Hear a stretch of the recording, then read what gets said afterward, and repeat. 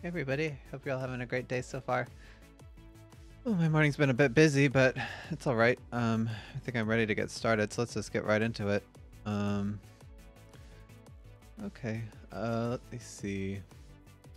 My allergies have finally started to clear up now that I think about it, because, I don't know, there's been apparently like dust from the Sahara or something that have been in the air around Texas these last couple days, but I think it's finally not as hazy, so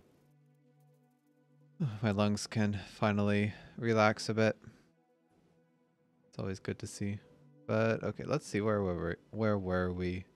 I think I had finished up, well, looking here, I finished up the UI controllers for the text fields.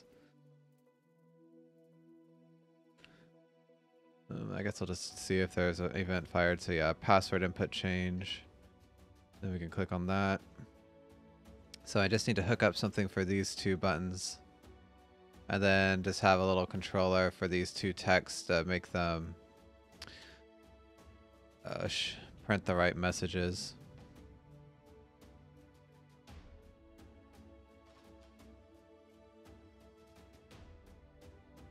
Okay, so I guess here we'll just have a simple button for our simple class for the connect button.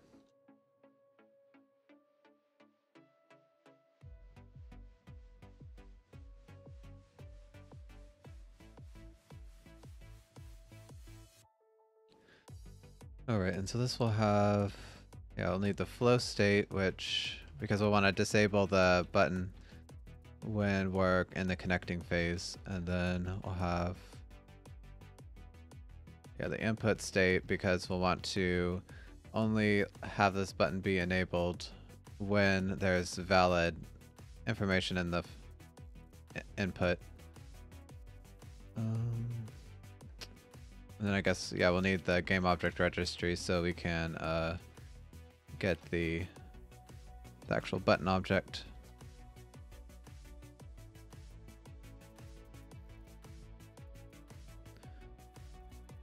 Although I guess I don't really need a reference to it, but... Oh yeah, yeah I do actually. But I guess that's not what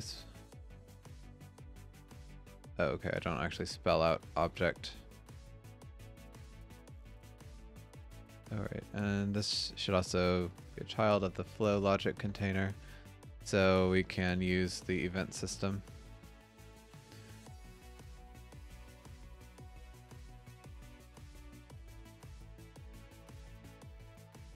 Okay, let me just adjust.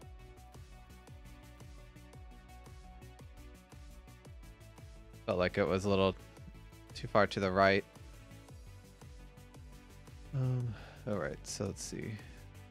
Just generate a constructor and then get an event queue to pass up to the parent. If I can find the U key.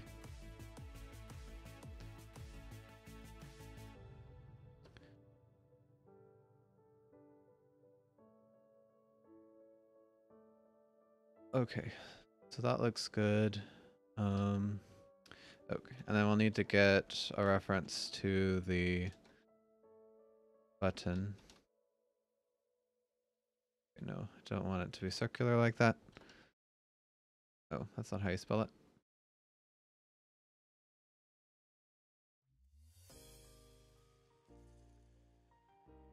And then, all right, and then we have to parent from the IUI setup interface. So that way we can get a callback when the UI is instantiated. So we'll just call button equals game object registry find.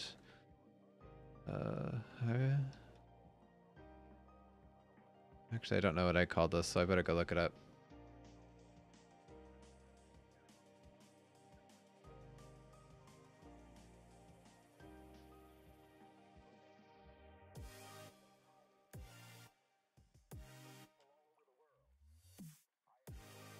Okay, yeah, this is connect button.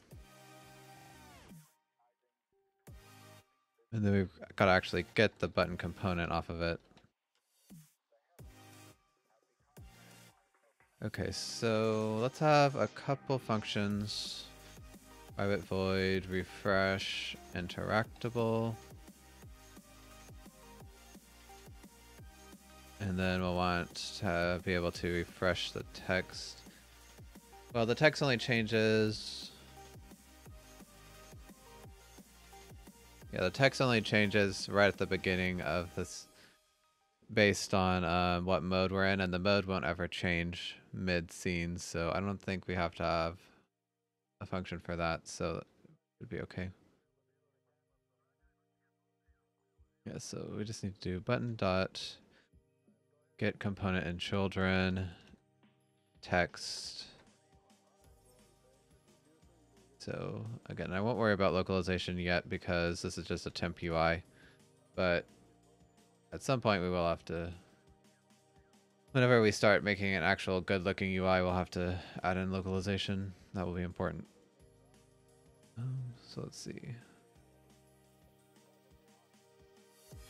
What am I trying to do? Oh yeah, if the flow state mode is create, then this will be create lobby, otherwise join lobby. I guess I don't need to have this be capitalized. And then we'll have refresh interactable. And this would be true, I guess, if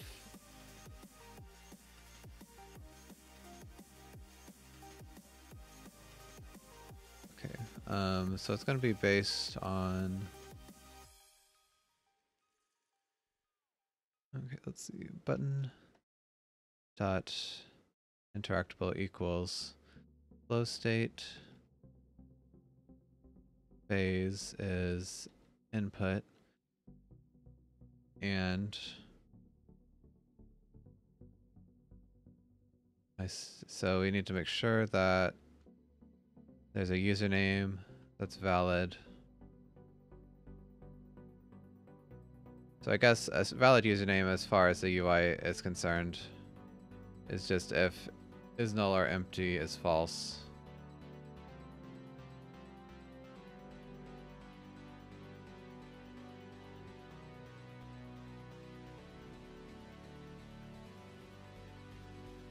Same for the address, and the port.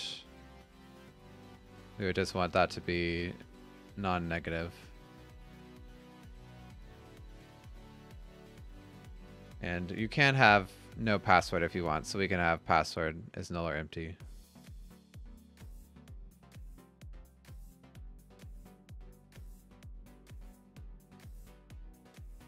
So I guess that's about it, except I need to listen to events when any of these things change. So tickables, add. Oh, I also should check here to make sure that button exists at this point. So if it's not null, then we'll do this, because at certain points, an event that's called that we would call this refresh interactable could be called when the button is null, so we gotta be careful about that. So phase change event. I'll just call refresh interactable. Oh, I forgot the new keyword. And then tickables. So we'd want to check this also when this username is changed. So event exists listener, username, value change. And again, the value is when the username changes in the system, while input is when the username changes in the UI. So it's a slight difference there. And we also want to watch for the address value change and the port.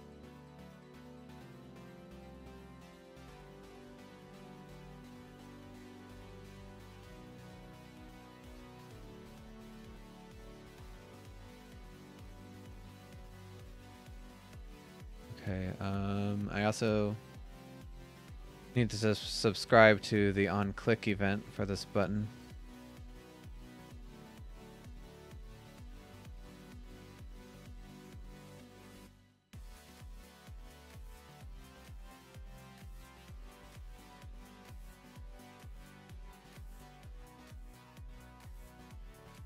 Which is just... Okay, it looks like there's no arguments, so I guess we'll just say on button click.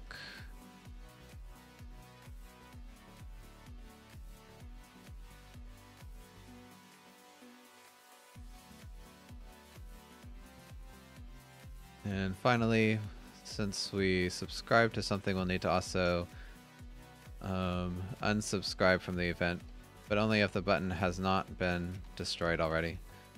So button, on click, remove, listener, on button click. And we did test that this works. Sometimes, maybe C# has fixed this, but sometimes if you tried to remove a listener just by passing in the method, it wouldn't work because it would actually generate a new instance of this method call, if that makes any sense. So it wouldn't recognize both of these being the same. But I guess either they fixed that or Unity is smart enough to know, I'm not sure. But anyway, so when the button is clicked, I guess we don't really care about the phase or anything. We'll just throw or add an event to the queue.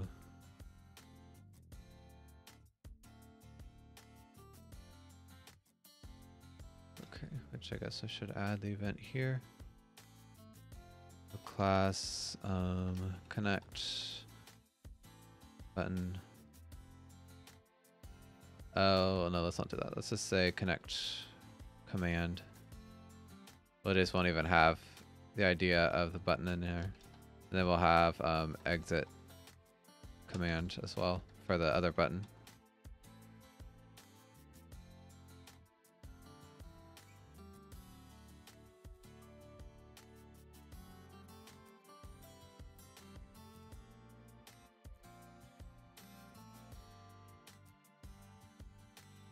Okay, so that's pretty simple.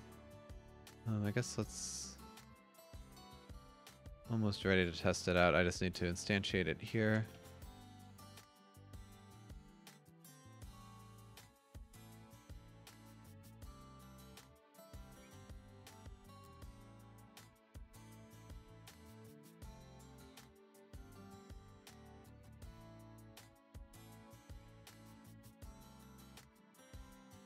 Okay, so now the crate lobby is grayed out because we're in crate mode. Okay, this is actually, it's never going to work because this host address is always going to stay empty. That wouldn't ever happen in the actual game because the host address is just set to your address and it will never be, it's not editable. But for now, since we don't have any controller, it just stays empty. So I kind of want to, I want to test this. So, well, I guess, okay. Instead of adding something that's not going to be needed, well, we have two options. Either the connect button manager just won't care about this part if we're in the create mode. That might be the best thing. So if flow state dot mode equals create, or the address is not false, or the address is not empty.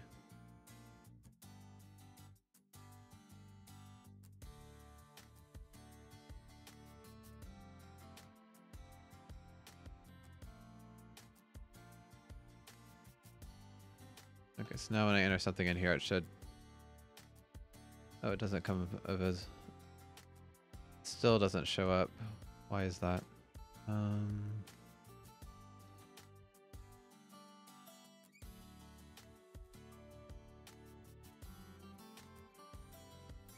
Okay, let's enter the scene from the title. That way I can click join game. and we just won't have to worry about this. Okay, so we'll have something in there, but it still doesn't show up, so something else is wrong, because the port should be valid at 0, and then we don't need a password.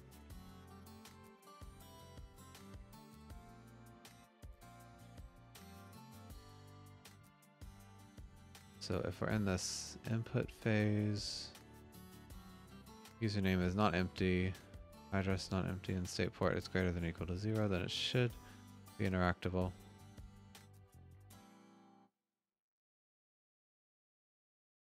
I wonder what is going on. Let me see. Well, actually, when we have the username... Oh, I know what's wrong. Okay, this is... Okay, I guess we can't really test this right now because the problem is we fire this username input change event, but it doesn't set it and then fire the value change event, because that would happen from the system side, the game logic side. And since we haven't implemented that yet. Okay, so yeah, this is just not... Okay, well, I guess we can't really test this right now, but I mean, it's pretty simple, but just in case, let's do... Okay, I just want this for now. I just want to make sure that we at least can get this event to fire.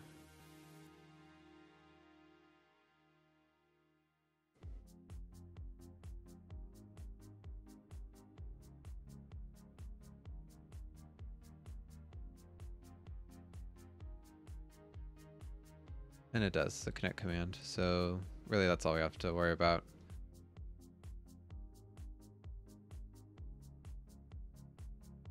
And the last thing we have to do, well, I guess we have to do that other button, and then we have to do the text real quick. But they won't be that difficult at all. Okay, so the exit button manager.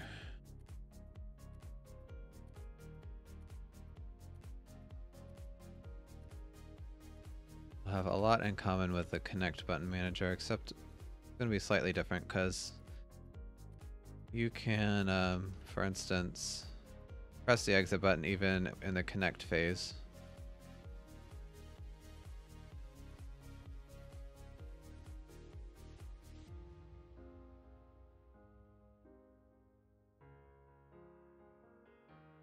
Yeah, we don't care about all these things either, so we just need the phase change event. And this should be, actually I forgot what I called it.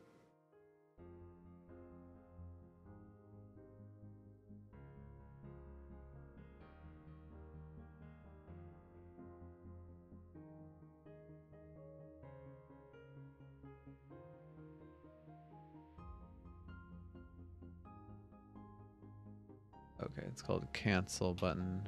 Do I want to rename it to exit button? It doesn't really make a lot of sense, but I guess since I call it the exit button manager, I'll just try and keep it the same.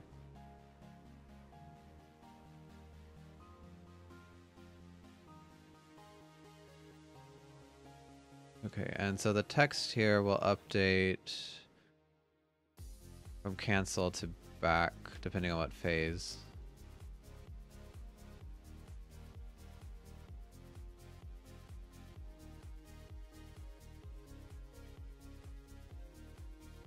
Okay, so button text equals get component.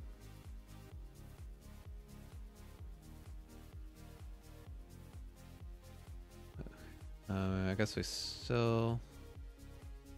Oh yeah, this should be button get component, and you still want a listener.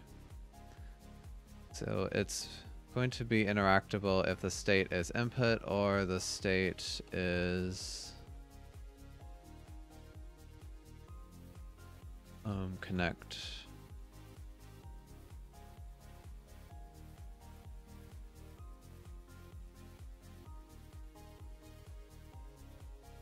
But one thing that's a little different is we'll need to update the text as well. So we shouldn't really, let's call this refresh interactable.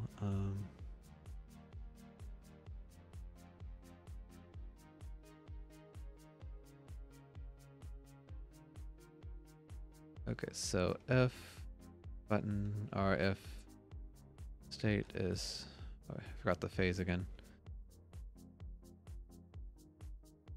is connecting, then the button text is cancel. Otherwise, oh, I need to get the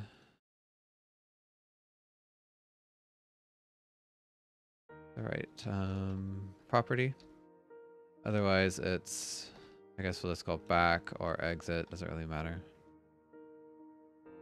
Okay, and then on click, we would call exit command. Should we have a separate one for cancel command? Probably, because I guess they're not really the same.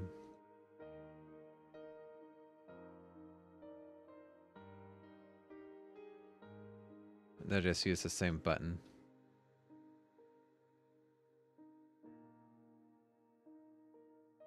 So if, I guess we'll just do the switch, phase state, case. If we're in the input phase, then we would queue an exit. If we're in the connect phase, we'd queue a cancel.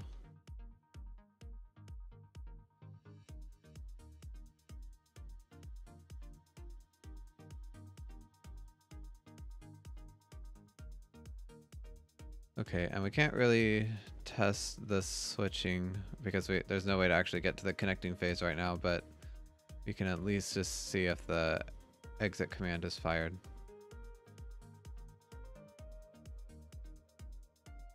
Okay, so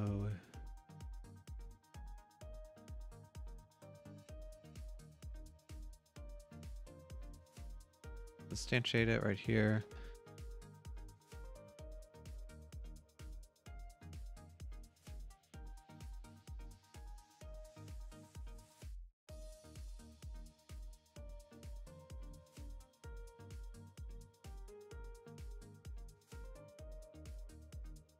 Alright, so the exit command is fired when I press the button. Alright, so the last thing I need to do is just create a controller for this text and this text.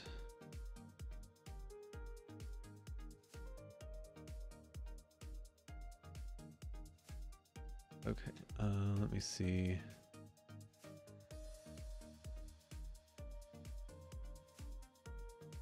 I guess I'll just have a title text manager.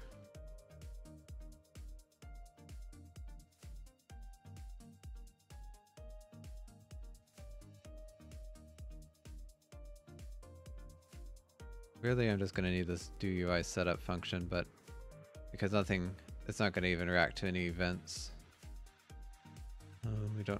We just need the flow state and the object registry.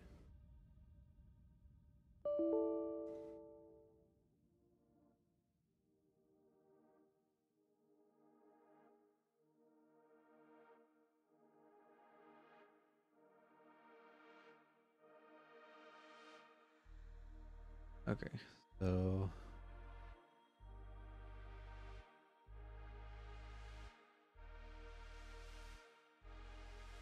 title text. Oh, I did just call it title text. So I don't even really need to get a reference or save a reference to it, but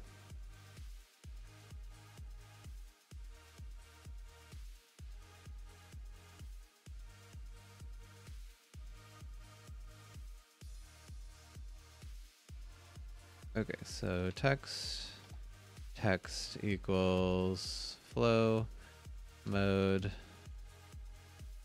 create, so create lobby. Otherwise, I guess this will be capitalized because this is the title of the screen. Otherwise, it'll be join lobby.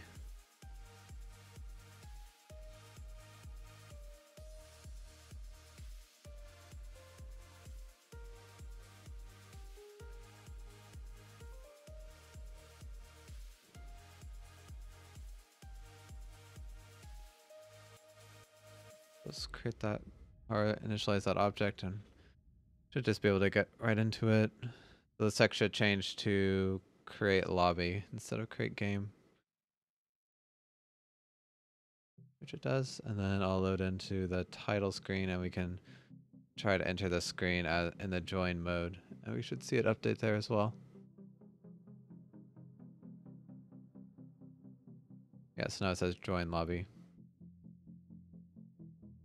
Maybe I'll change this to connect instead of join.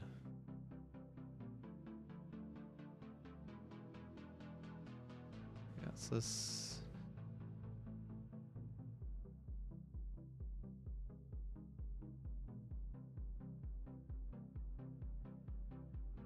Okay. I guess this can just be create as well. So now one more class for that status text, and this one will be a bit more complicated. I might not do all of it because I don't really know how the rest of the scene is going to work. But I just want to get the bare bones of it.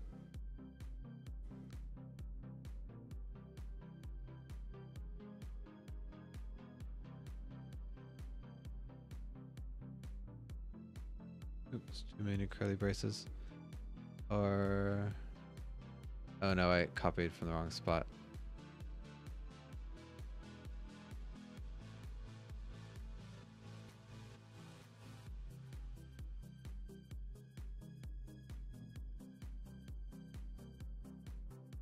Okay, and now too few.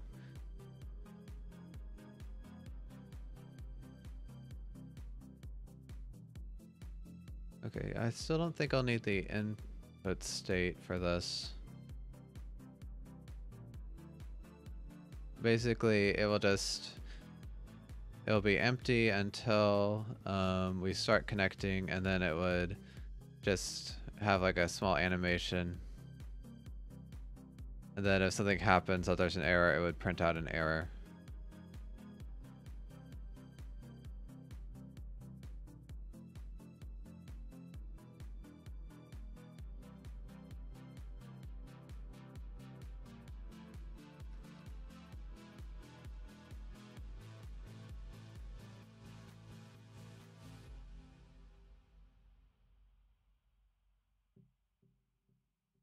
If I can type it out.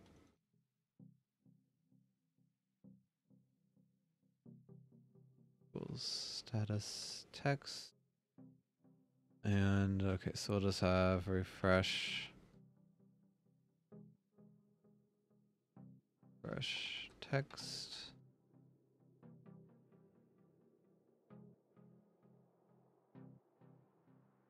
And then this first we'll switch between the state.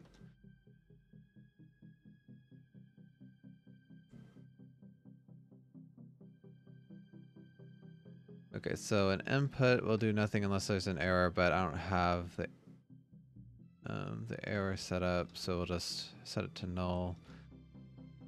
And then in connecting, we'll have status text equals connecting. And I'll probably want to animate those ellipses.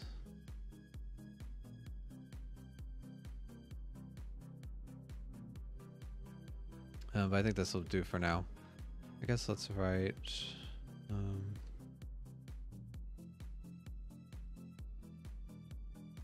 well, these buttons are basically done, but...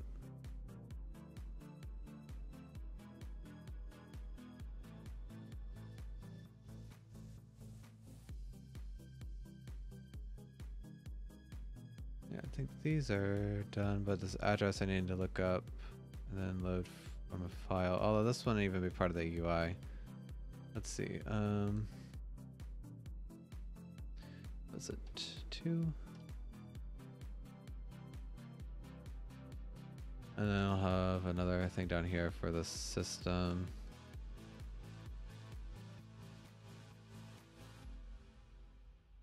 Okay, and then we'll want to load from a file, but that should be down here. So load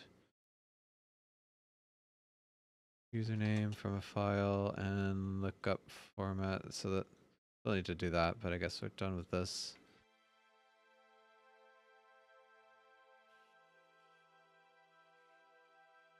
Okay, and so for the connecting text, I need to add, yeah, so animate ellipse and show an error.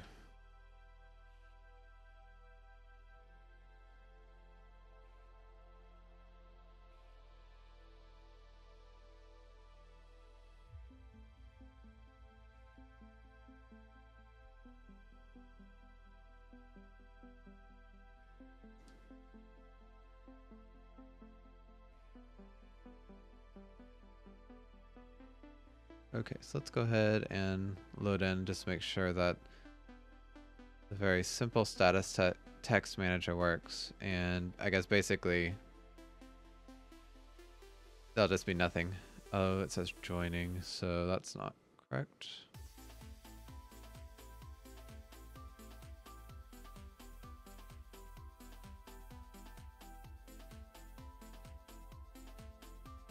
Oh, also here, it should say if status text is not null.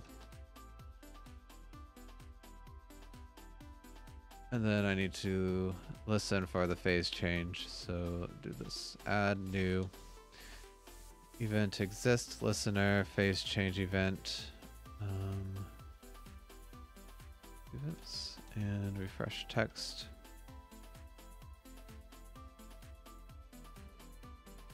I don't think that was the error. Oh, actually, yeah, it probably was, because when this first was called, we were in the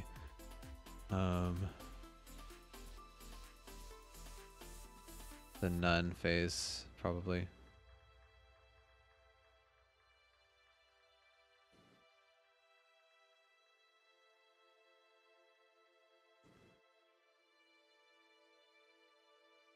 And since I didn't listen to events whenever the phase changed, it never updated. Yeah, so now it's not there anymore.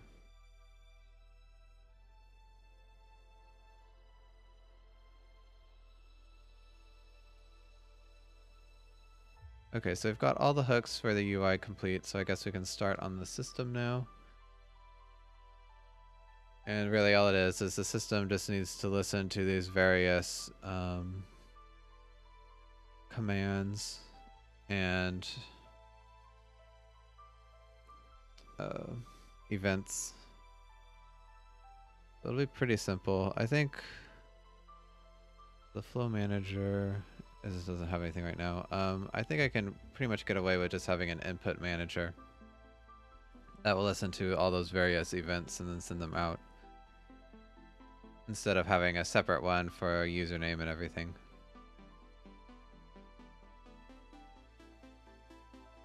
Oops, there we go.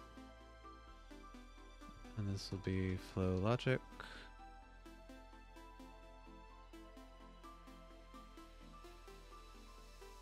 Okay, so I'll definitely want the flow state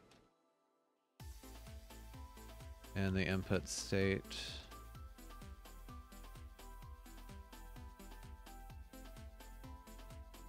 Yeah, I won't need the game object for this, because that was just to get the UI objects, which we deliberately don't want the system classes to deal with.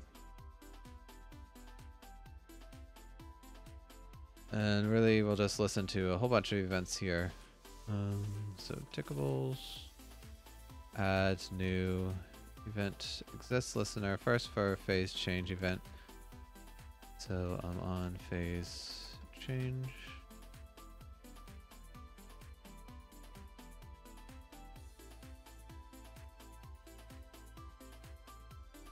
And then add new. So we won't want an event exists listener because we want to actually get the event, so it'd be the latest event listener.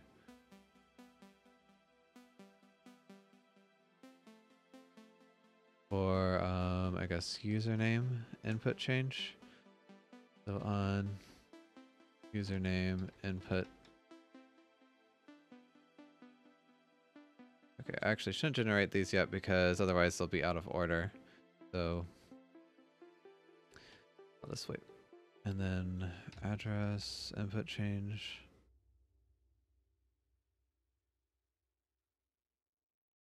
Port.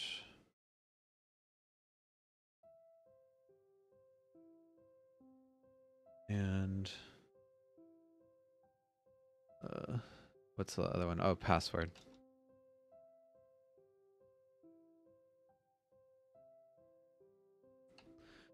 And finally, we'll want to just listen if it exists, the connect command and exit command.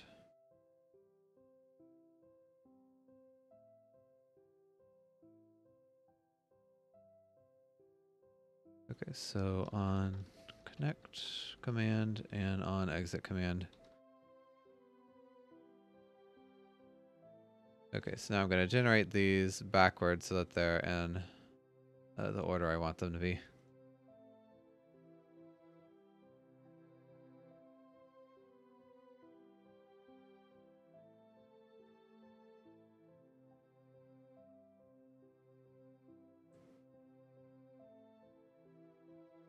Okay, so I guess that's good.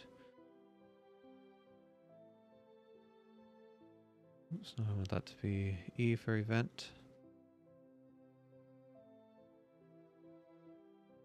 Alright, so on phase change, what I would do, I guess.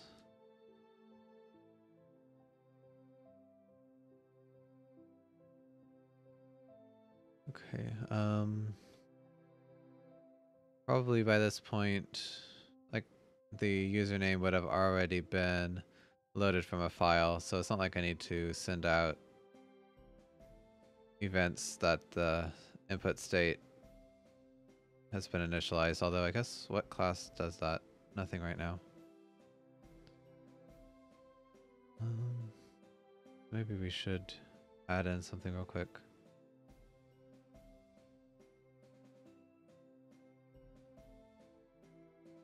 Because right now we just go straight from none to input, but I guess there should be a small input phase or setup phase that also has like an animation.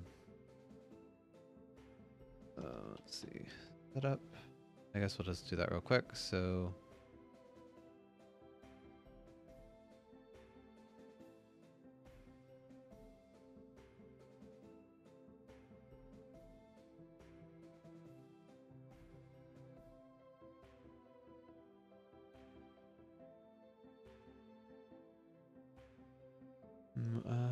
okay, I was gonna say I'm kind of thinking too far ahead for like animations and everything.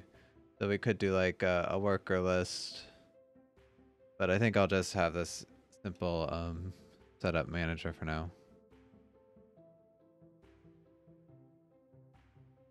And it'll basically just load in some default values. Flow, logic, container.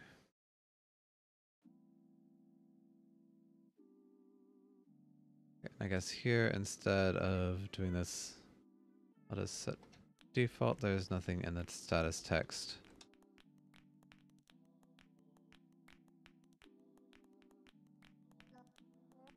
Okay, so I'm going to want the flow state again and the input state.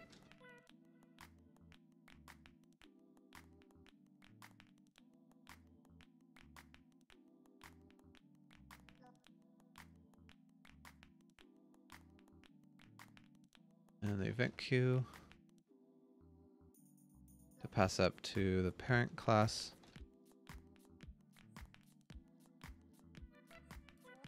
Okay, so what we'll want to do here is listen for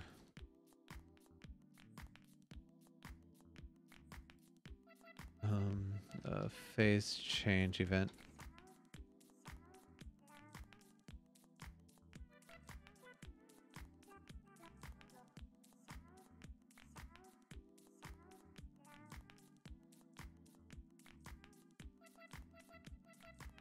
Okay, and so if we enter this phase, we'll just set some values into the input state. So I guess username, I don't know, what do I want to put? I'll just put test username for now. Localhost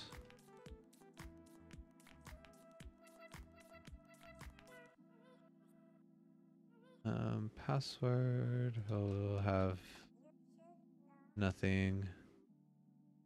And that's all for that. And then we'll just need to also fire events for all those changes. So events, queue,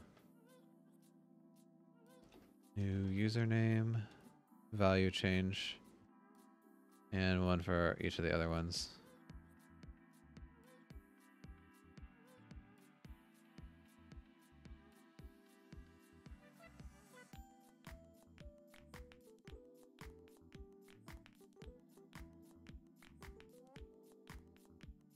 And finally, just a complete event so we can tell the flow manager that we're done with our work.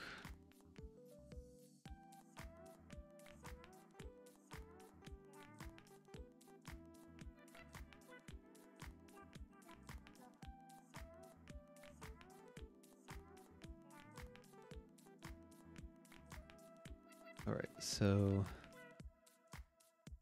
the flow manager will just listen for that complete event now.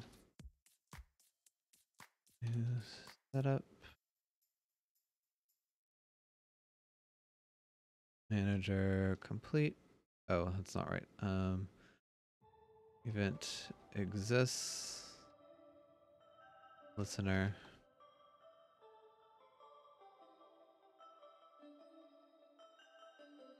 So on setup complete. Oh gosh, I can't type.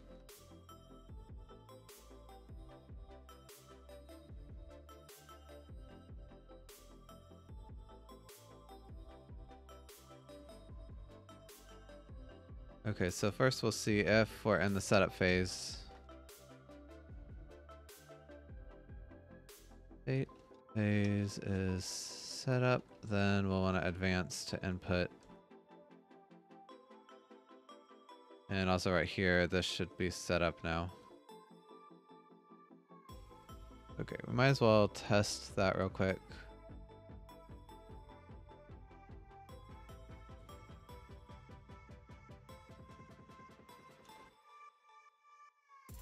I don't know why my fingers are having trouble finding the keys right now. Setup. Manager. And this will just be normal priority. We also don't have to add it to the UI setup objects because these classes don't care about the UI.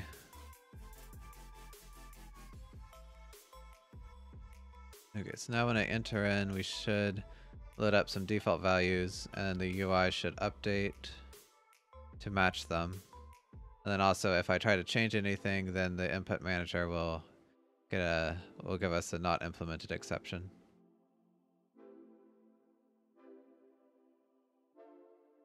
Ooh, they did not update.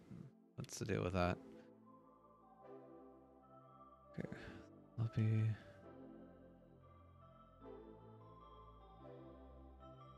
They reacted to the presence, but they didn't set anything. Although that's set to localhost.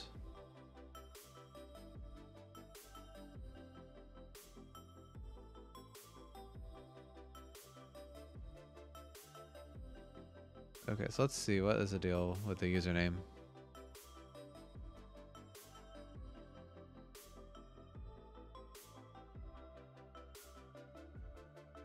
Okay, so probably... Well, I mean, this is still fine.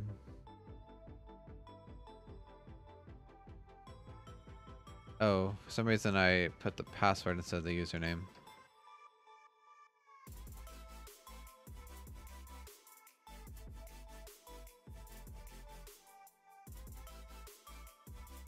Did the port update? For some reason I'm thinking it did not, but I have this refresh text.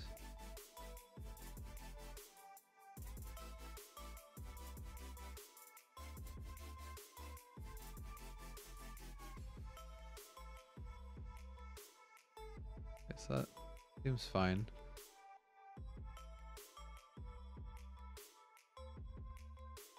Okay. Oh, it did update. So test username, port 100, and localhost. And also this lets me create it now. But when I click on this, it says not implemented, which is fine.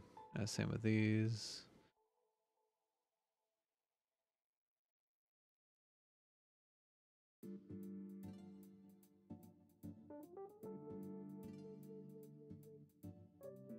Okay, everything works here.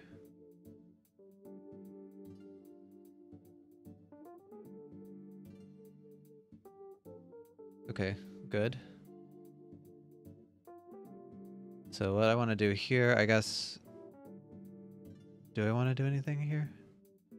Maybe not, so maybe I don't need to listen to the phase change, because I don't actually set up anything. I just wait for the interface to give me stuff. Okay, so here when we get something new from the UI, I guess we need to validate it and then set it to the input if it's different.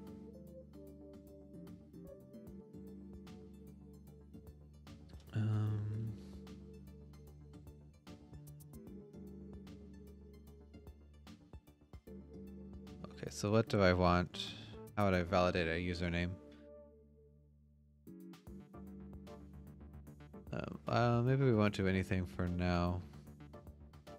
Yeah, and then we want to validate username, validate address.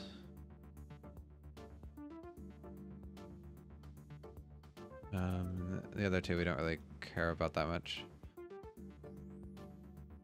I guess just for ease, I'll say is valid username. And for now, we'll just return string is null or empty is false. Okay, so if is valid username.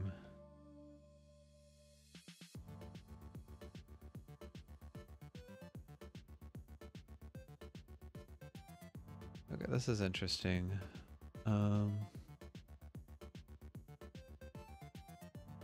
Okay, well, I'm just thinking that if I reject some input from the interface will still show this bad input. So I probably should always send an event out even if we reject this input. We just won't actually set it to the I state.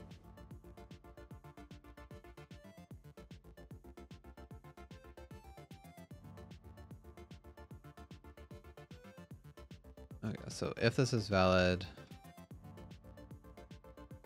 username equals e input, but no matter what, we'll just go ahead and queue a new username value change. Also, this should probably be a queue immediate. Oh no, that's not a good idea, is it? Because I could see some weird things happening where because when I add this to the queue, it's not going to be recognized by the UX until the next frame. So if there's an event, or like if the player types something,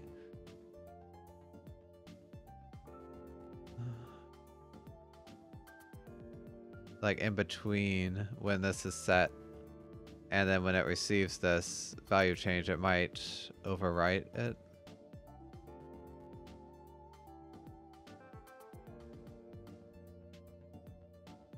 Well, okay, let's not worry about that. And well, I guess we should actually see if that happens before I try to fix a problem that doesn't exist.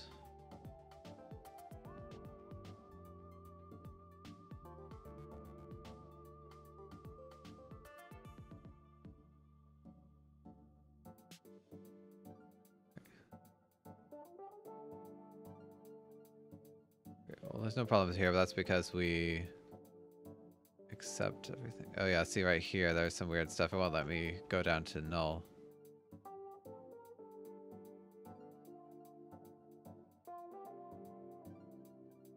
Well, you know what?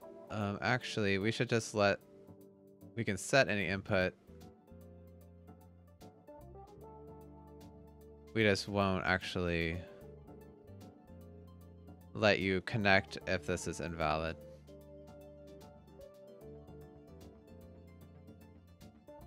probably we should even have a separate class that checks if it's valid so that the UI can also call the same function.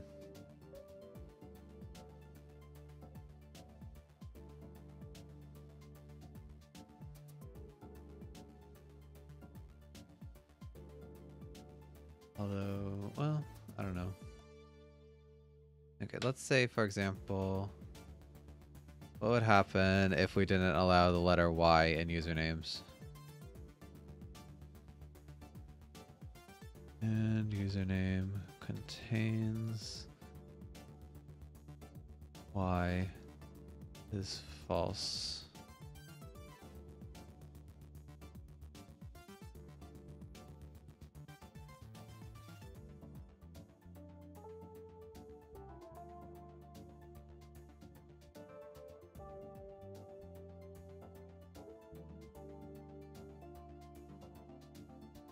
If I tried to add a Y, yeah, it does this weird flicker thing.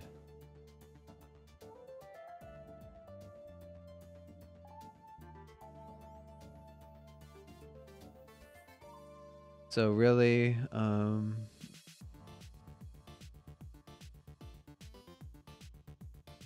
to think the best way to do this.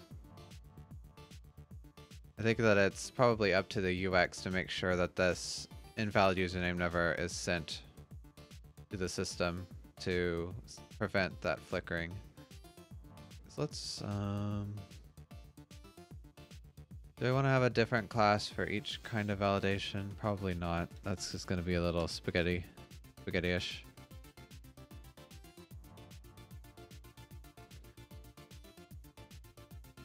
Let's just have data validation, or validator. I don't know. Should I have a separate one in order to make things more cohesive?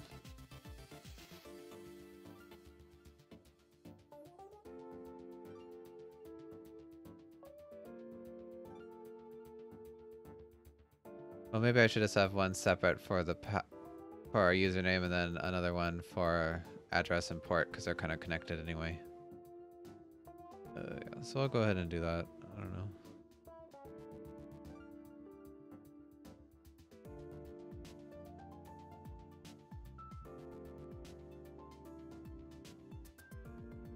Okay, so this won't be an event-driven class. It'll just be a helper class. We'll have private. I guess I don't really need anything in here, I don't think. So public.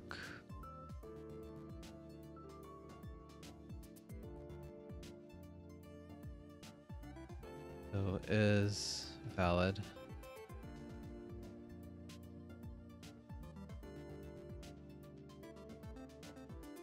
And then I'll also want to just bring the validate function.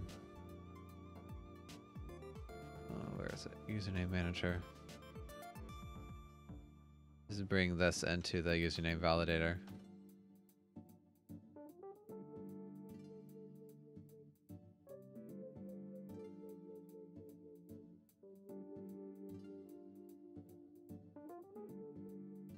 Okay, so this just makes it so it's a letter or a digit or a period or an underscore is what we allow. And then that's not longer than this max length.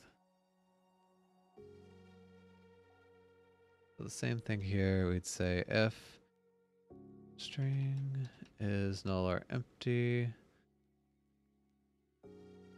we would return false. And then we'd want to make sure that the string only has letters or these characters. So probably the best way to do it would just be to call this validate function on every character.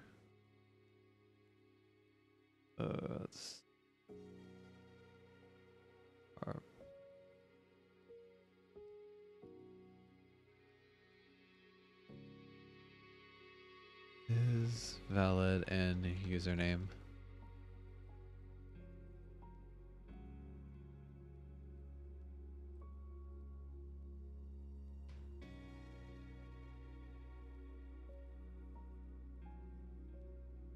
This should be public.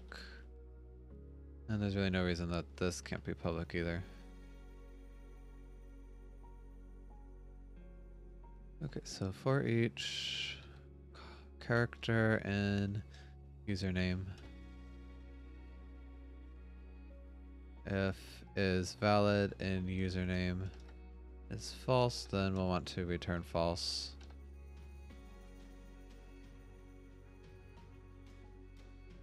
Okay, and then if it passes both of those, it would be true. Okay, so username manager will get a reference to the username validator.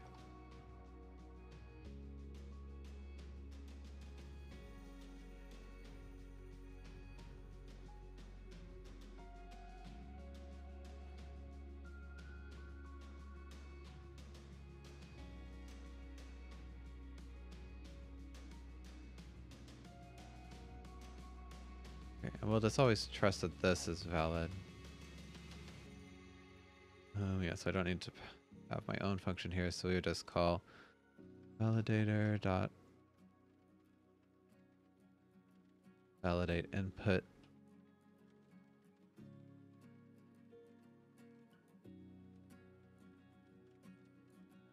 I guess we should remove our on validate input as well.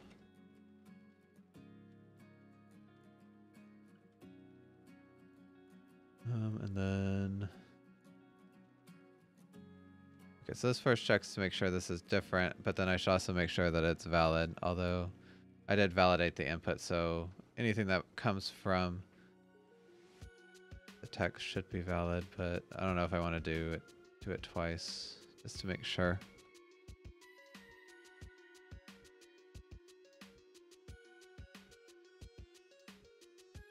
Okay, and then in the connect button manager, I can also just use the username validator.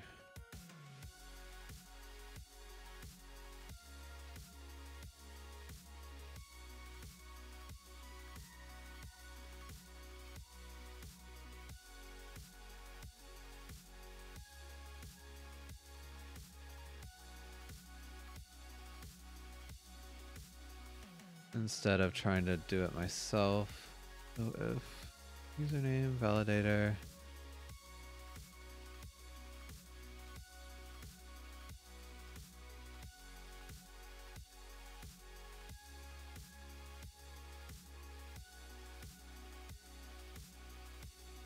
okay, and then don't need this either.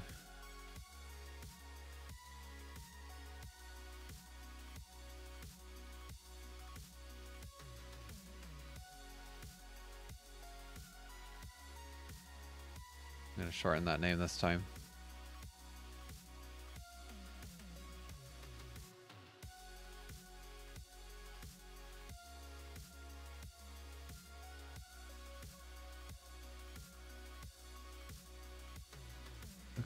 And yeah, this should already have been validated by the input, but I mean, there's no reason to not set it twice, and so we'll just only throw this event if that's true, and then I guess we'll also make sure that it's different than what's already in the state.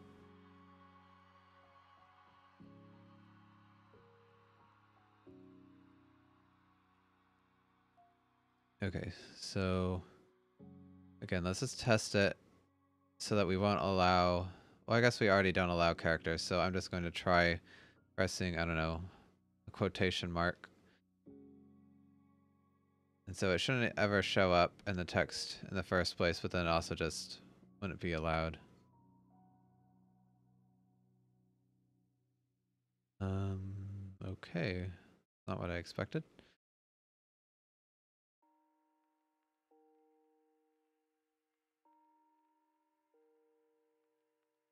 But surprisingly, it's not throwing... Oh, I'm getting errors, that's why. I didn't notice that. Okay, no object of type. Oh, the username validator I never instantiated, so let's fix that. Context, resolve, and oops.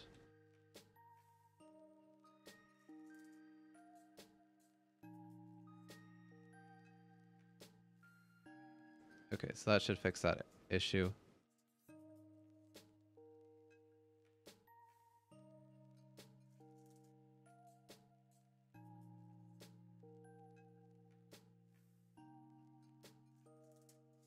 We'll turn back on messages. So again, I'm trying to press quotation mark and this time it rightly doesn't work. But if I turn that off, then we start getting some events. The username value changed, but we're not getting any flickering, so that's good to see.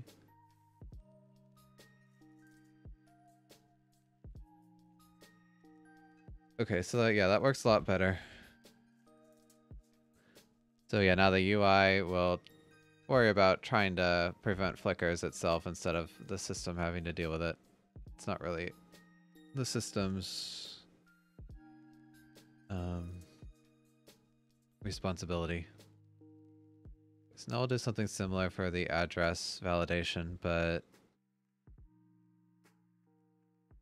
I'll have this one also just do the port as well. So I won't have quite so much code soup.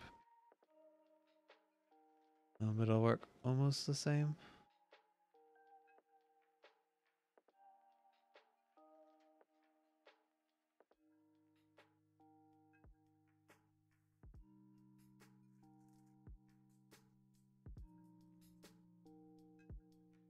Although one thing I don't like about this is that it does assume that the address and port are in different fields. And like in the final game, I'm thinking that you might just, because a lot of times you write the address, something like, I don't know, localhost, and then the port number.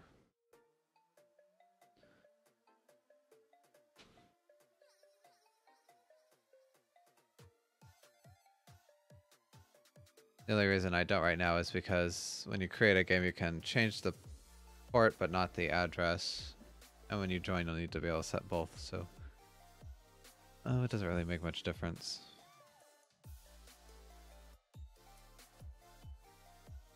Okay, well, let's not really think about it. Yeah, let's just not have the port. Maybe I should just have a, in order to clean this up, I'll just have a separate namespace for validators. I don't know.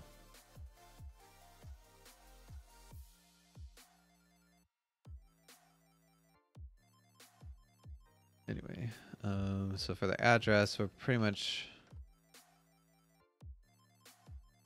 Yeah, I don't really know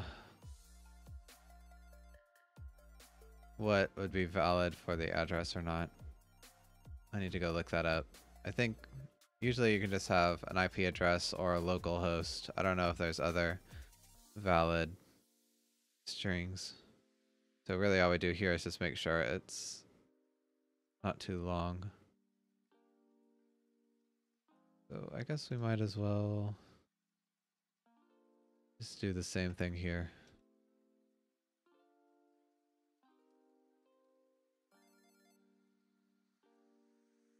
Oh, also I realized for the username validator I didn't make sure that it was smaller than the max length.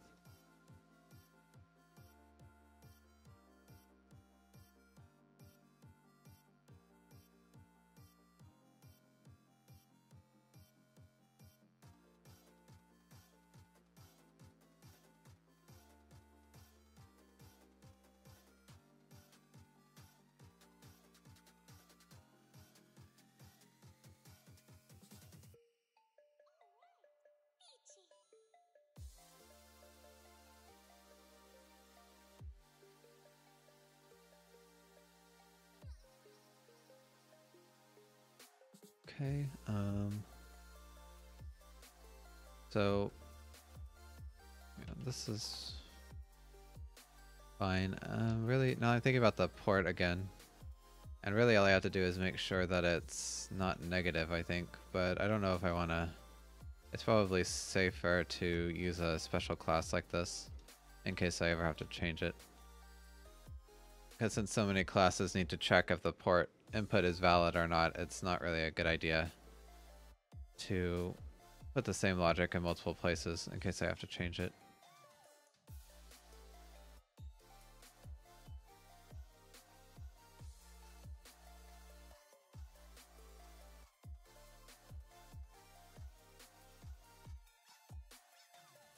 So even though the port validator will be really simple, I'll go ahead and have it.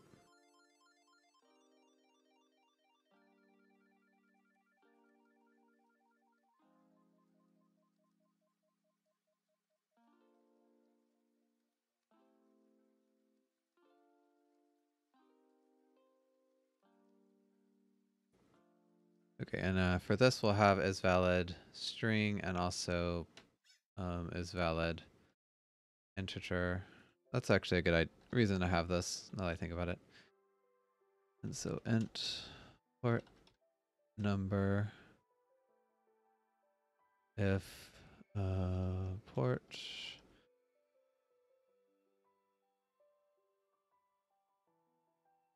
probably I should return the actual number.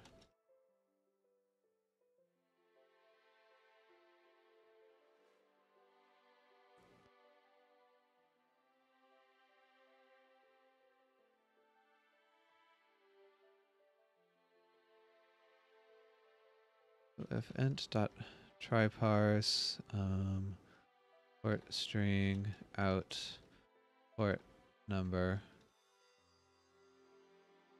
I guess, okay, I don't even have to do this. I would just return int try parse.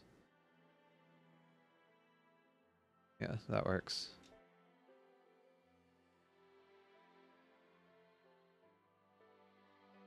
I need to initialize this here. Okay, so validate input. Yeah, we'll just let anything. Actually, no, it needs to be a numeric character. So if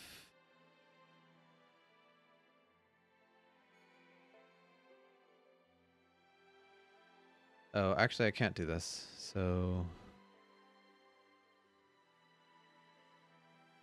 if int try parse, we'd actually still have to do more. So we'd return port number greater than 0 or equal to 0. Yeah, because we might actually parse a null number, which we won't want. So if char is number,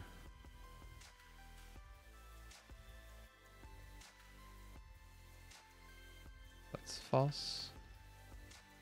Then we'll return false, or no, we have to change this to the null character.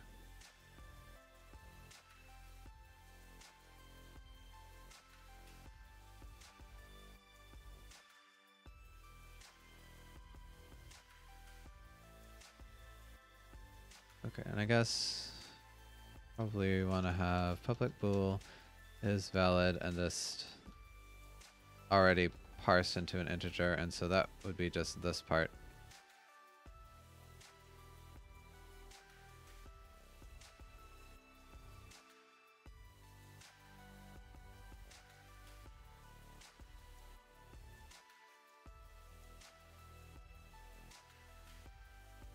Okay, so that's actually a bit more complicated than I thought at first, but okay. So we'll just do this, and then I need to go update all of the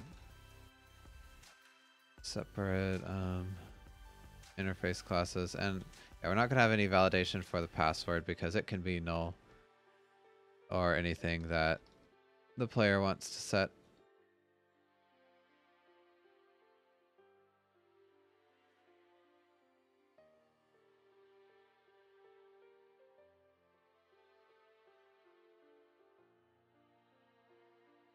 Okay, so dot if the port is different, and then we'll check if it's valid. And here it's already been changed into an integer, so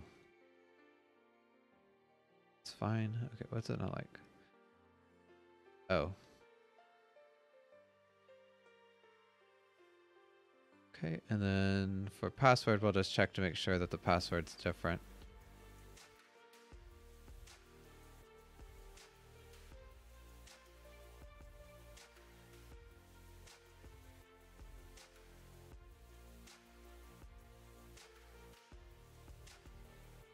And port.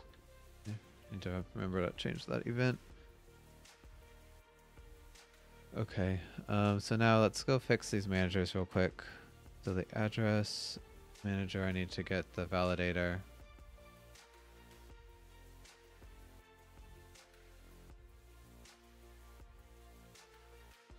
Fortunately, since there is stuff in the constructor, I can't just regenerate it. It's the only thing I don't like about this framework for events is that if I need to get a new class, it's our new helper class, it's kind of annoying because I have to add 3 lines, but all things considered, I guess I shouldn't complain.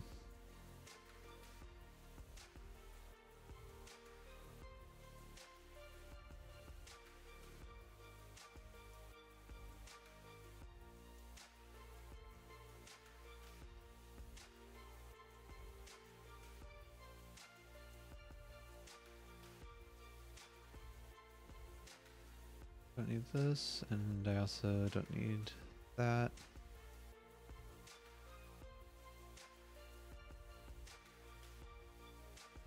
And validator is valid.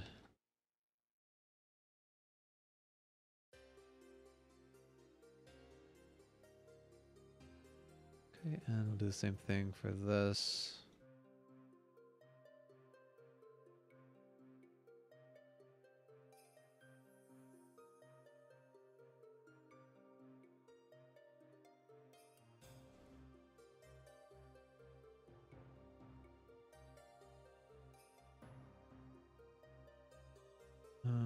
Yes, so this would be the validator dot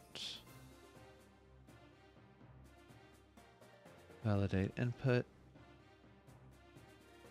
Okay, and we'll go ahead and get rid of that reference.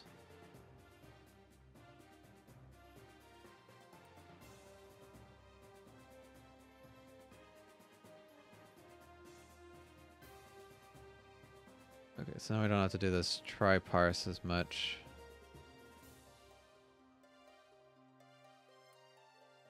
So, if I guess it's kind of the same, so it'd be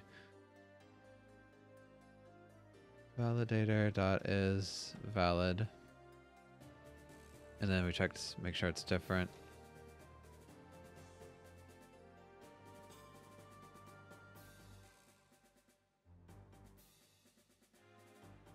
Hi Metal Storm, can you not do the is change check outside the on password change so you don't have to copy paste that check every time? Are you talking about on the input manager?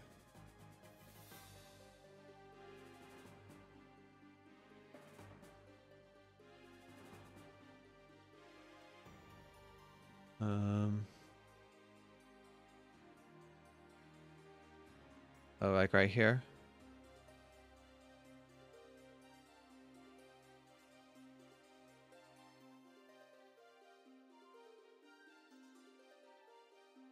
Well, the thing is, it's slightly different, so like I have to check different fields, so I don't know. On something input.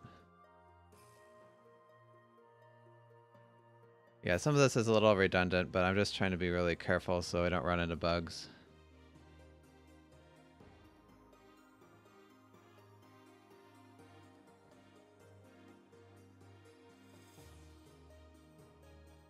Let me see.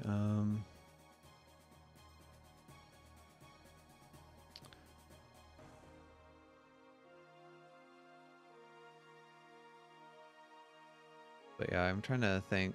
Probably the is change check. You know, you made me think if there's some way I could do this better. Yeah, so I guess I don't really need this test because and the interface already checks to make sure that the change is different. But I don't know, I just kind of like it there because I don't really always want to just trust whatever sends this event.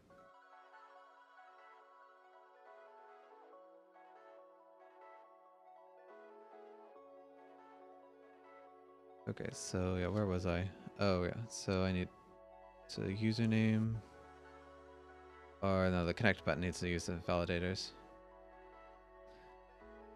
I've got, actually now that I'm here, I'm gonna rename this so it's not so long. So this is gonna have to get all three of them. Port, validator.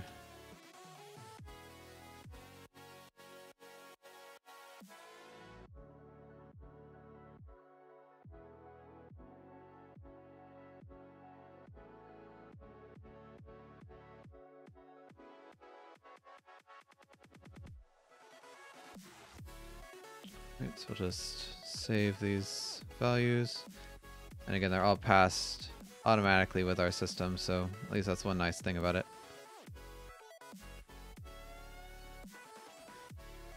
And then down here, instead of doing our own check, we can just call the different validators.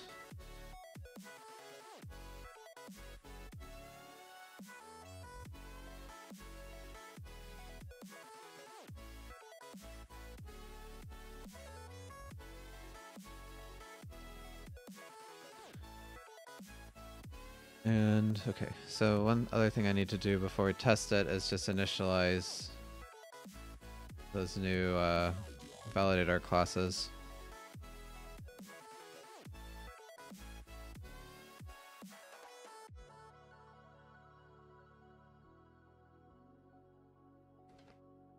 And I think we're good to go. Let me look at these warnings. Timer's not used. Well, yeah, that's true. But I know we will need it later. And then the flow state is actually never used, so... actually, yeah, I should do some tests for that. And then exit button. Input state is not used. Oh, well, that's true. I didn't need that.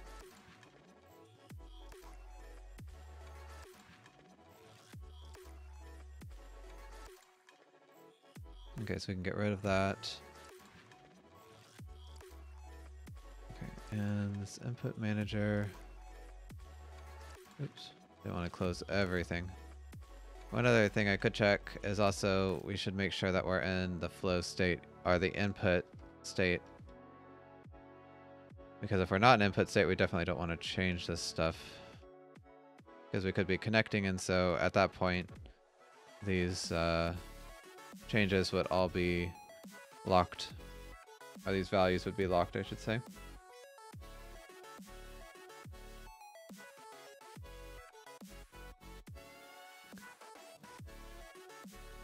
Okay, so yeah, let's go ahead and test everything now.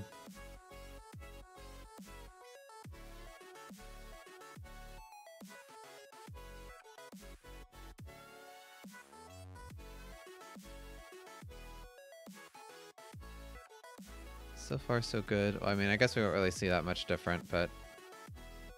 Oh yeah, we can't do... I forgot. I do allow periods. So now I'm trying to press backspace and that doesn't show. Let's see, if I type... Yeah, no letters are allowed. Doesn't even let a negative in there. I'm trying to press the negative sign. It also doesn't let periods, which can appear in the port, obviously, so we'll need to fix that. Oh wait, no, I'm thinking of the address. I think the port is always just numbers, so... And then password, we can type whatever we want. Okay, so I think we're all good to go, and then this create should... Okay. Oh, the validator doesn't check to make sure the username is... Oh, it does, doesn't it?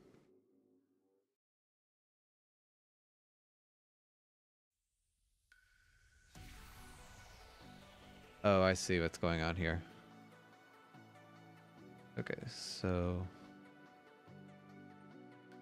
If I set this to 0... Yeah, so now we got username input change, and then the username value change. But then if I backspace, I would kind of want this create button to gray out, but the username value doesn't change to the empty or to the invalid. Okay, so what I should do...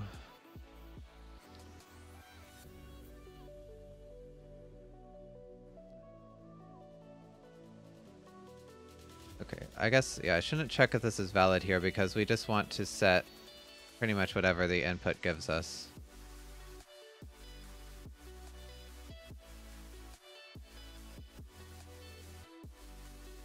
Yeah.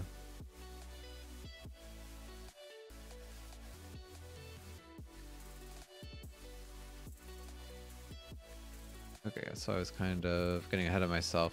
But then here on the, when we receive a connect command, then we'd want to check if everything is valid. So let me see. So I guess username is valid.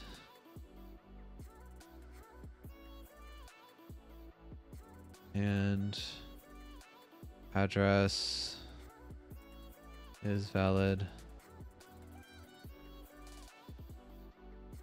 And port is valid.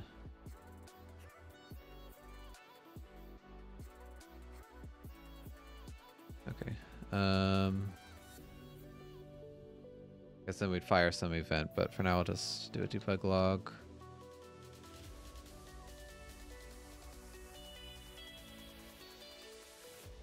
Okay, so connect command. Okay, let's just say valid input. I don't know. I should just fire the event, but and also this should only happen if we're in the right phase.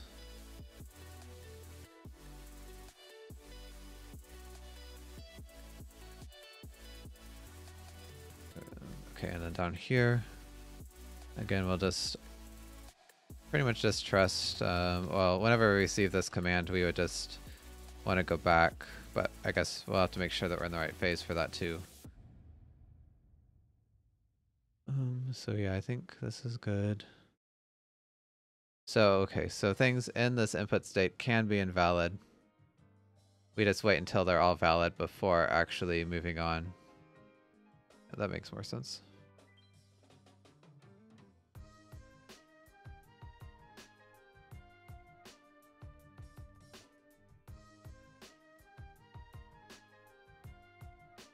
Okay, so yeah, for instance, okay, it still did not gray out. Let's see what's going on here. So value change, and then it did fire a value change. So if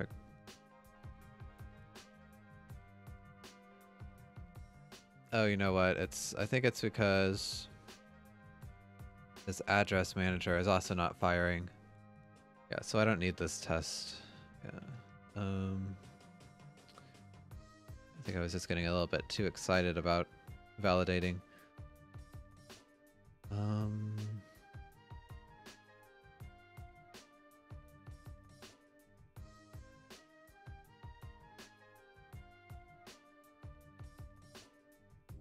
How should I do this? If it's not valid, maybe I should just default to 0. Okay, so if false, then port equals 0.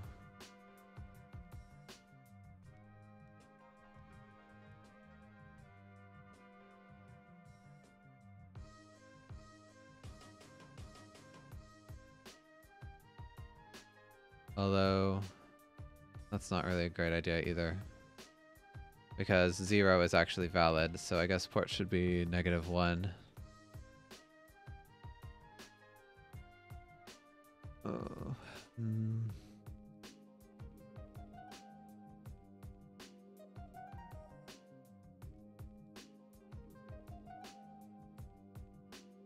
How do I want to handle this? The problem here is that I'm translating from a string, which can be empty, to an integer, which can't really be empty. Well, I guess 0 is, but that's actually valid.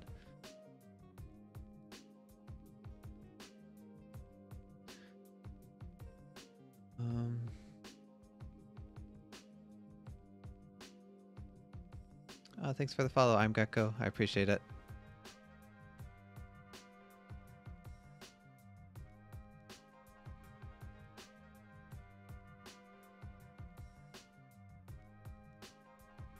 so I guess I have a couple options. Either an input state, instead of, I could pass, like, okay, I think this is how I'm gonna have to do it. An input state will have first an integer for the port, and then also a flag for is valid port, which is a bit of a shame, but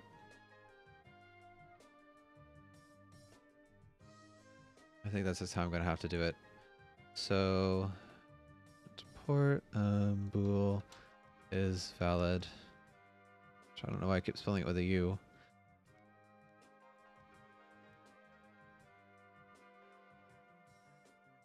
We don't really need that. We'll just store that here.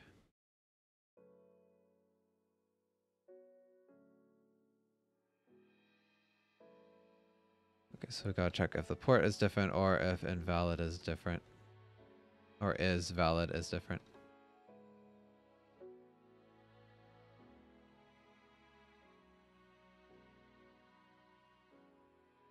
Now I'm kind of wondering if I should just store the port as a string, actually.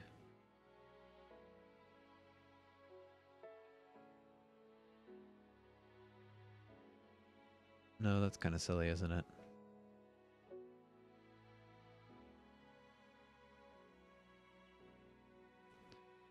Okay, so then port input change should contain the integer and also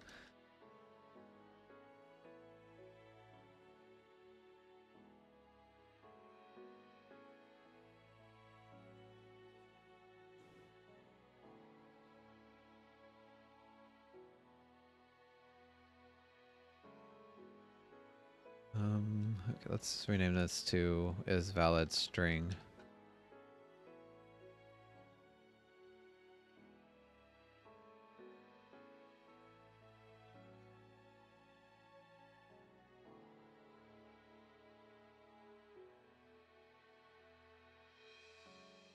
Oops, I always forget that's with commas. And then I guess let's just rename this to parsed, because that's kind of like the parsed value of the string. Did it update correctly? Yeah, it did. It's just the number was wrong. So,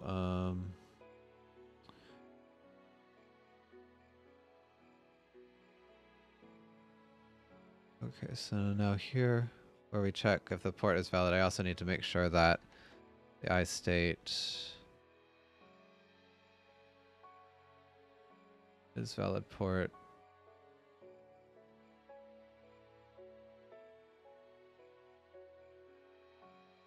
Is also true. Yeah, I don't know if there's a better way to do this. I could store the port as a string, like I said, but then I'd have to parse the string some other time, and if it parsed wrong, then how would the game deal with that? Like, that should have been caught during input. But yeah, it's not I don't really know the best way. There's pros and cons to each approach. Okay, and then here, and oops, I keep doing star start. State dot is valid port string.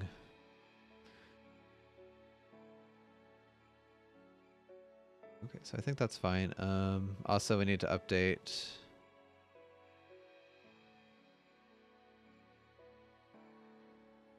that. Okay, since I check if there's a change. Okay, so now I need to do an and or. Oops, just 2 bars. Oh, thanks again, Gecko. Does not equal. Okay, let's bring this on a different line so it's not quite so long. Okay, so I think this should work better.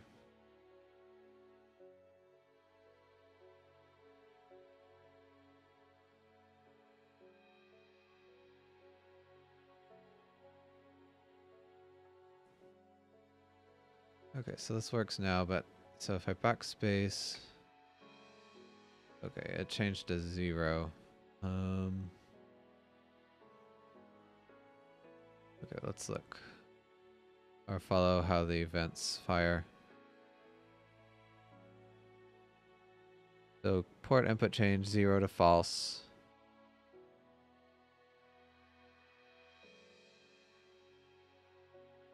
Input manager retrieved, and then it set port value change. Even though,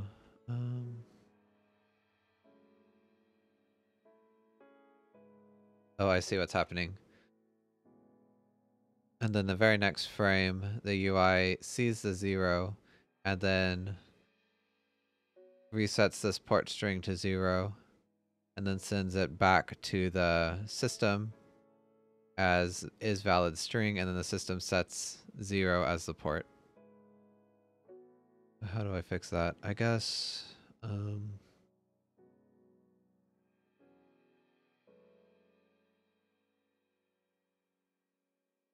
we'll only refresh the text if we have state. If that is true. If it's false, then we'll just use whatever is already in the field. I think that will work.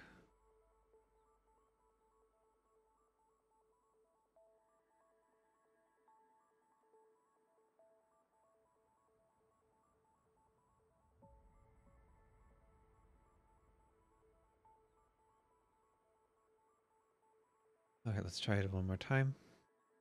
Okay, well now this starts as, oh, so it started empty because the setup manager didn't set the is valid port to true, so I should fix that. So is valid port string to true.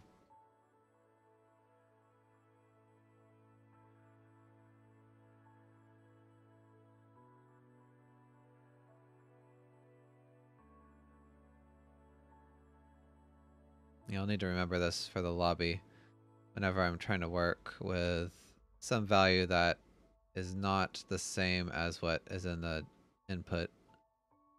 Okay, so now it's still 0, or it's empty, and that's grayed out. So if I just type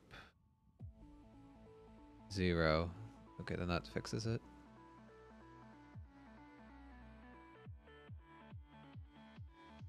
Okay, and then if I change that to empty, it doesn't update.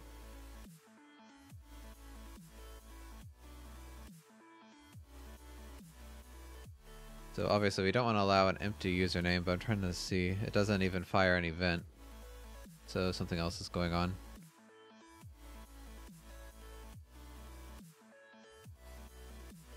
Thought I already fixed that. So on value change, oh, I did not fix it yet. I meant to take that away.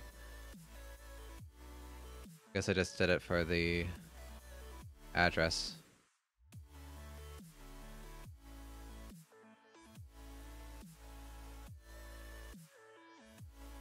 Gotta recompile. Alright. So if this is empty, okay, then it grays out. And just type anything in there and it starts working again.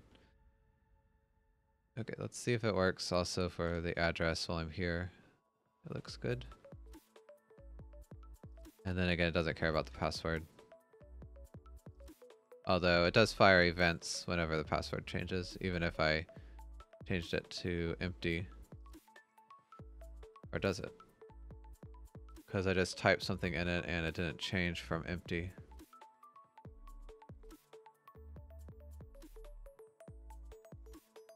Okay, so it's empty now, and so we got password input changed to nothing. And then...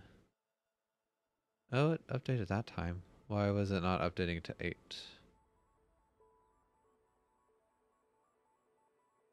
Okay, so input change empty. And then 8 doesn't work. Why does it not like the letter 8? Or the number 8?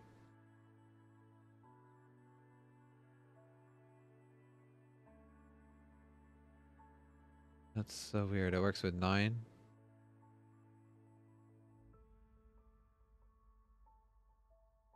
Why? Okay, I'm sure it's something silly.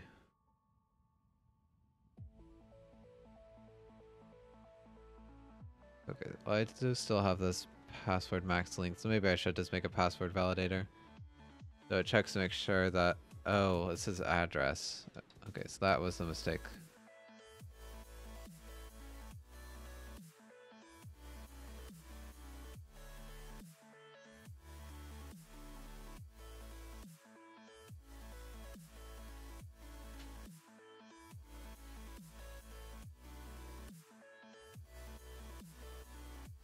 Okay, so now let's try that same thing. Yeah, so now it works with 8. Oh, though I typed 9 there by accident. Although, I guess I should put 8 in the address just to make sure. Okay, now it's working. Okay, that was just a weird coincidence, but I'm glad I found that actually.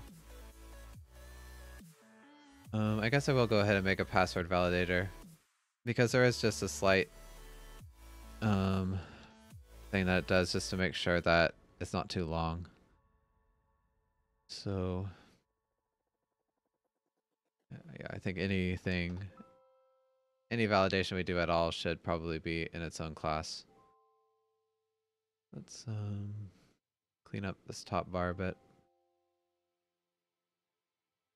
And right now it's just going to be exactly like this one because the address validator just tests against the length for now. I don't really have to have address at the beginning anymore.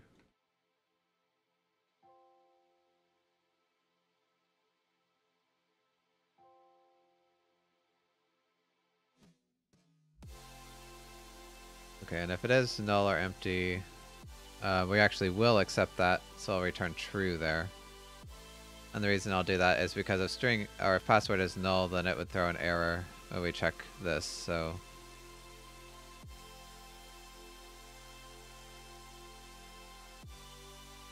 okay, so get rid of that.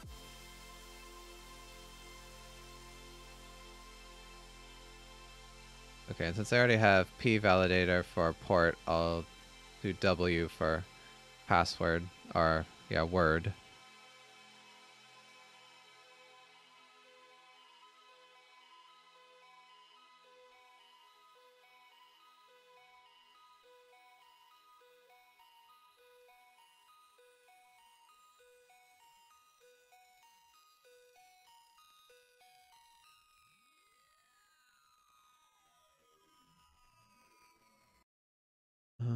Yeah, so we'll just use the validator.validate input.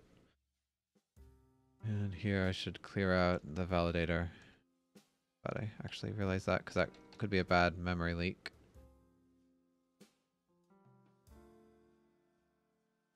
I guess it couldn't be that bad of one, but it would be a memory leak. Okay, no, I don't need that function. And yeah, we don't test it here.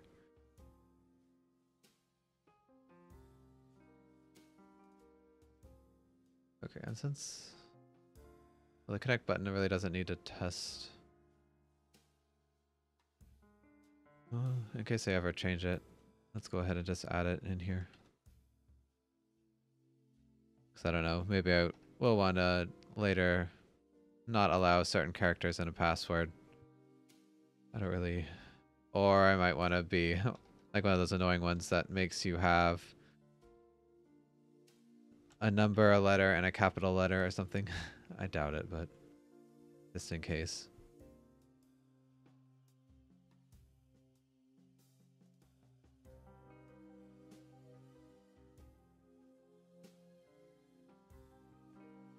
What's it like?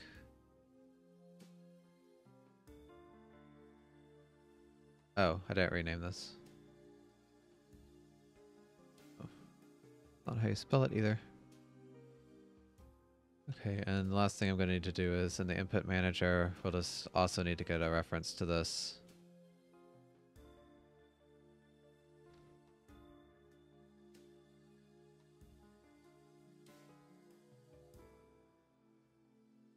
And again, we'll just check it here.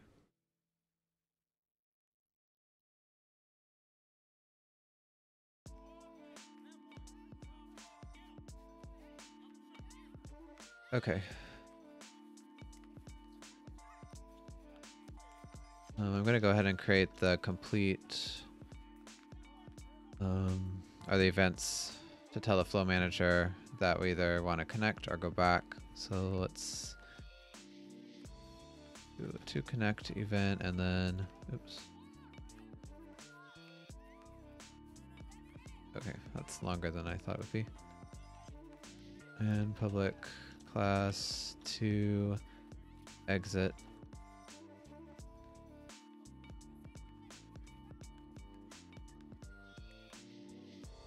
And then we just add those events to the queue.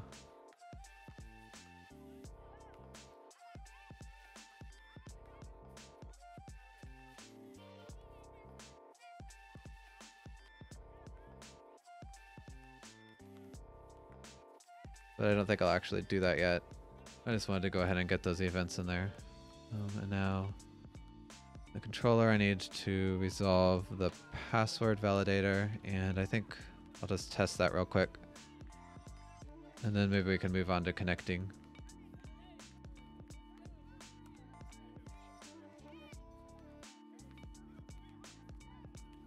Oops. Port validator. What did I do wrong?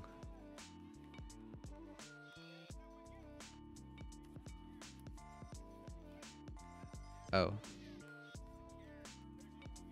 Wrong type of argument right there.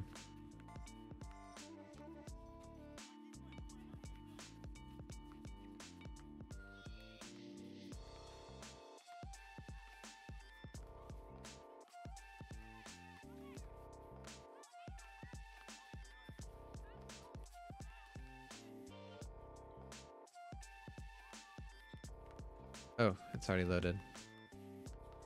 Okay, so if I try to connect now, it did fire the to connect event, but yeah, everything is valid, so that's no issue. I guess let's just try and type a really long password so it won't let me, but it will still connect. So if I set that, then yeah, well, I can't even click the button, but that's fine. Well, that's wrong because it should let me have 0. The port value change did fire.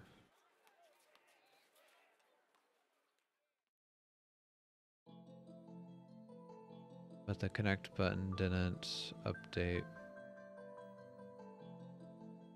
Okay, so something's either wrong with the connect button or this is valid didn't get updated. So is valid. Okay, yeah, that should be fine because it does accept a 0.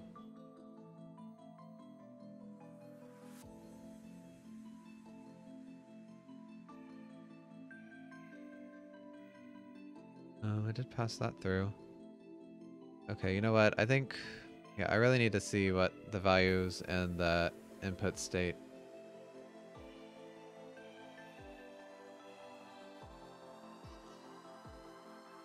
Okay, so let's make another version of this game data editor link, but for the lobby setup.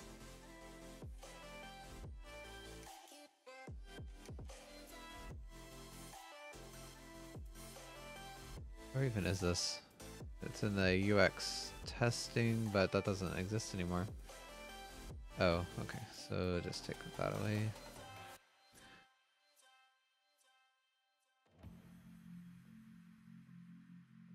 Okay, so setup, lobby, editor link. And again, this is just kind of a way so that I can get classes viewable in Unity's inspector.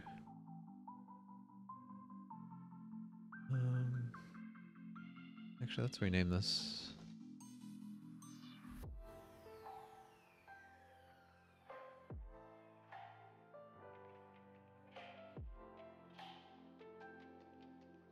And it's really simple. It's going to be a mono behavior.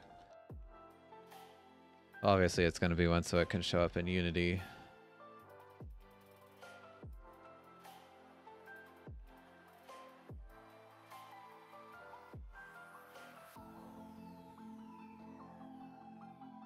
Okay, and then I just need to get some classes that I want to show here. And really, I just want the input state.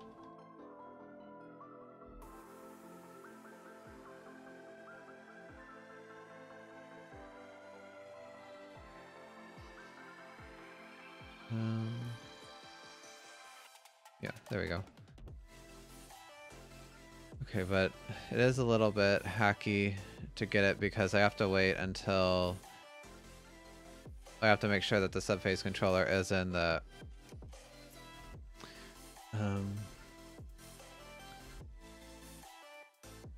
setup lobby phase. So, well, maybe we can assume that it's there when this starts. Actually, I don't think we can. So let me see.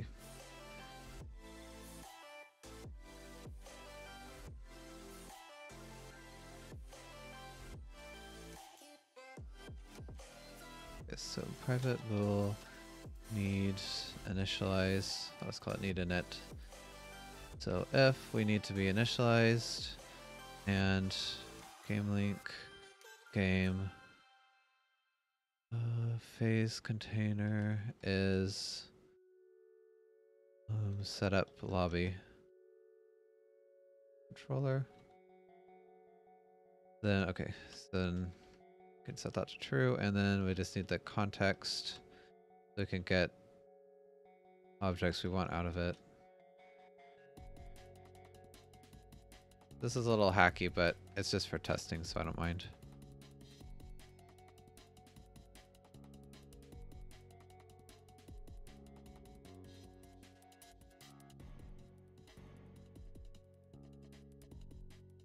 And then we can get the input state out of the context.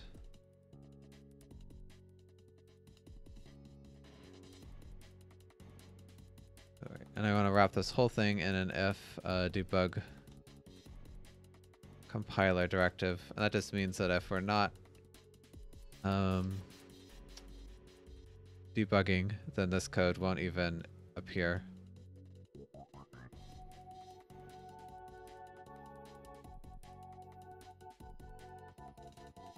Right, and so I guess I can get rid of this one because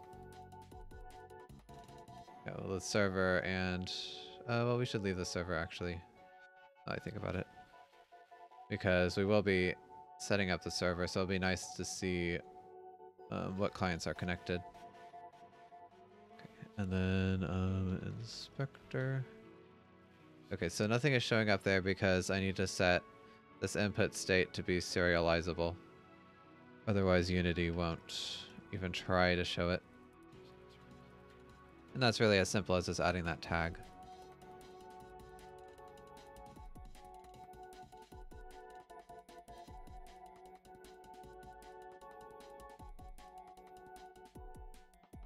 Okay, and now it says signed, but its value is never used. Well, yeah.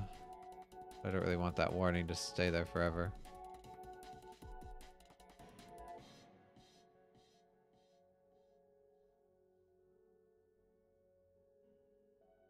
Why does it not show up for these, I wonder? Because they're also not used. Maybe I should just make it public.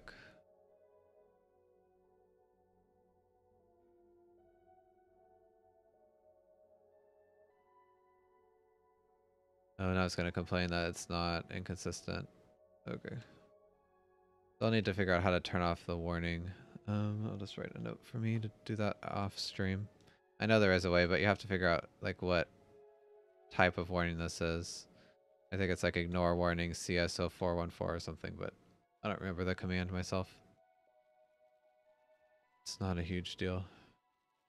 Did it just disappear? Oh, right, because I removed the serialized field tag. Okay, so let's try this one more time. It should appear. Oh, also this is the wrong... Yeah, this is the wrong scene. This is the title screen. So delete that, and we'll need to go to the setup lobby.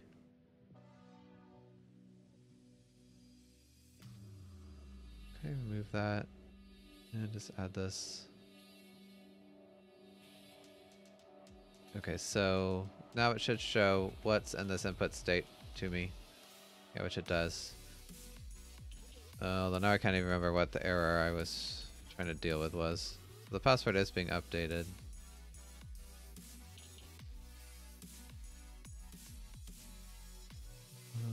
localhost.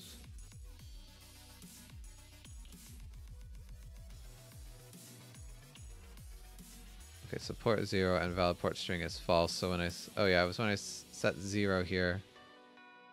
Okay, I thought it wasn't updating, but it is now. So I don't know what I've done. Or maybe it was some other bug. But yeah, we can see here that that's working fine.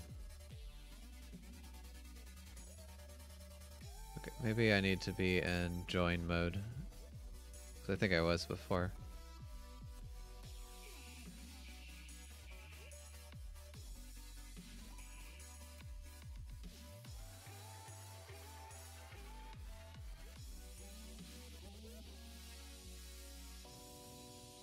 Okay, so everything is fine. So empty string. So it does work. I don't know. I thought that there was a bug before, but I'm not sure what. Okay, well this is a bug, because technically now I think... Okay, that must have been it. So when I do this...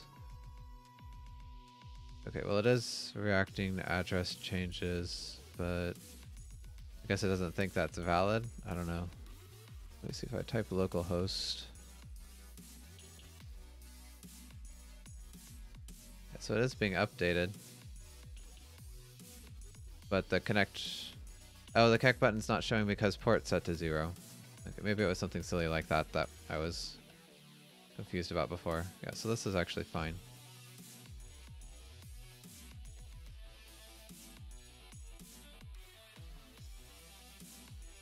Okay. Yeah, so everything seems to be updating.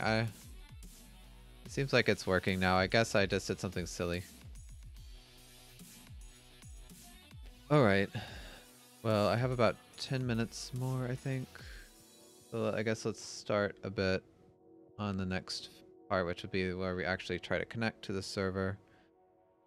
Or, yeah, connect to the server if we're in join mode, or create a server if we're in create mode. And it's really pretty simple. I already used to do it, I think, in the old setup lobby controller. So first I would just set this information and then try to either start a server or a client, which I just have to pass that through. Why do I not pass? Okay, I guess I don't pass the password at this point because it's just not needed, and well, it is needed, but I guess I just don't have to pass it. I don't know. I just need to set it in this local connection. I'll have to look and see.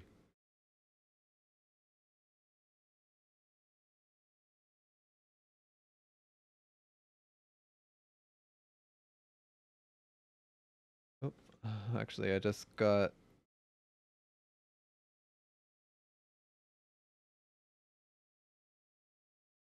Okay, I just got a call I need to take, so I guess we will go ahead and end the stream now. That's probably fine anyway. We got, we do have a couple more minutes, but that's fine. So, tomorrow is the 4th of July, which is a holiday here for me. So I might not stream, I'm not sure yet. And then the rest of the week will also be a little strange, but I'll let you guys know. But yeah, if I do, I'll be live tomorrow at around noon Eastern. You can follow me here on Twitch or Twitter to be notified when I go live. I also have a YouTube channel where you can check out past streams if you're interested to see how the game used to look, and then a Discord server where you can chat with me throughout the day. I'll put links in chat, or you can check out the video description if you're watching from YouTube. But yeah, I guess that's about it. So yeah, I hope you all have a great 4th of July, and I'll see you later. Bye-bye.